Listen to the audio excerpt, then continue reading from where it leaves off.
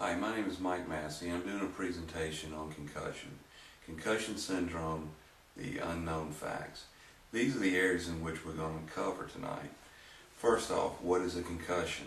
Number 2, symptoms. Number 3, post-concussion syndrome, the risk and secondary impact syndrome. And then we're going to follow up by ways to prevent concussions and also the advancements in helmet design. Mouthpieces are not just mouth guards. According to the CDC, every year more than 300,000 concussions are sports related are reported. As a parent of a child that plays sports, these numbers are staggering and they worry me. Because these numbers are primarily nothing but sports related. They're not accidents, vehicle accidents, or slip and falls. Concussion research has determined that it is an adverse effect on athletes' health. And it's funny, more people know what an ACL is than they do what an SIS, that secondary impact syndrome, is. The clinical definition of a concussion is bleeding around the brain occurs when there is a blow to the front or side of the head.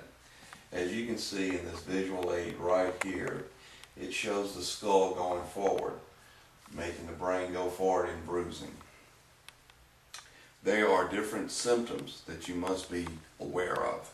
These symptoms and signs are confusion, vomiting, loss of consciousness, and loss of mental state and equal pupils. If you see these signs, call 911 immediately. There are other symptoms that may not come right away. These are amnesia, headaches, confusion, ringing of the ears, fatigue, slurred speech, vomiting, and dizziness. These are all very, very detrimental. The last part is these other symptoms may come a week later. Sleep deprivation, memory loss, sensitivity to light, depression, and irritability. Next, that moves us into post-concussion syndrome. It is a disorder that is very complex. It combines headaches and dizziness that may last for weeks, up to months. Post-traumatic syndrome are difficult to treat. Most doctors just treat as the symptoms dictate. As you can see, there's little known about this problem. The next one is secondary impact. This is when an individual has a second hit or blow to the head. And the first initial blow was probably not diagnosed. It causes rapid swelling into the brain, which can result in brain damage and into death. This right here is the problem that we are facing right now as coaches and as parents. How can we prevent concussions? There's a lot of different ways we can prevent them. Number 1, wearing seat belts. Number 2, making sure our children are properly seated with seat belts and safety seats. And the most important thing is wearing of helmets when riding bikes, motorcycles, while playing contact sports, or riding horses, or enjoying the outdoors in the snow and beautiful areas of the Midwest and out in the West. And the other part is to ensure that all practice fields are safely equipped and all rules are followed, and make sure if an individual ever suffers an injury, does not come back too soon. There's been a lot of developments that have helped the new technologies that are out there. As you can see on this visual aid right here, the Adams helmet, the Zenith helmet, the Riddell helmet, and the Schutt helmet.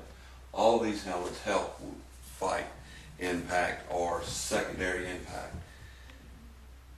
A lot of the chief neurological doctor, Dr. Schutt said, or Dr. Shamant said, that there has been more advancement in this area in the last 30 years.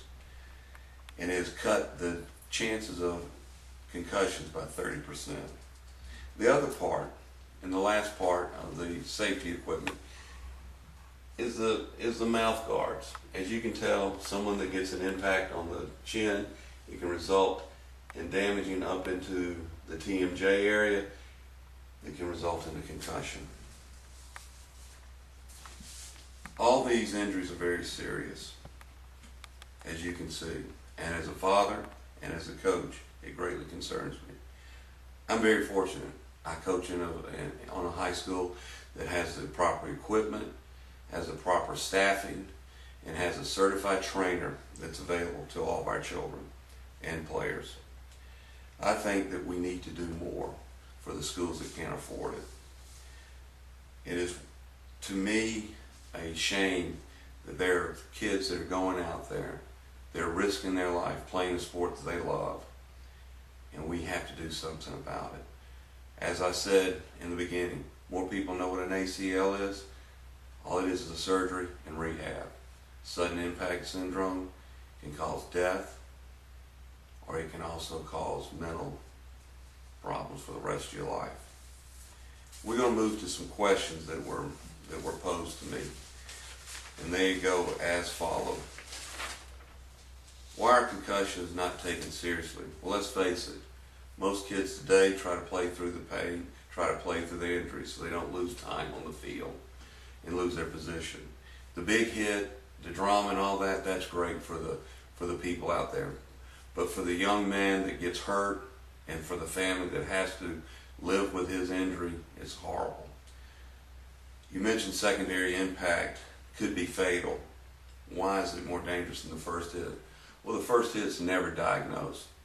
Sudden impact is when the hit happens, the brain swells immediately, it can lead to death.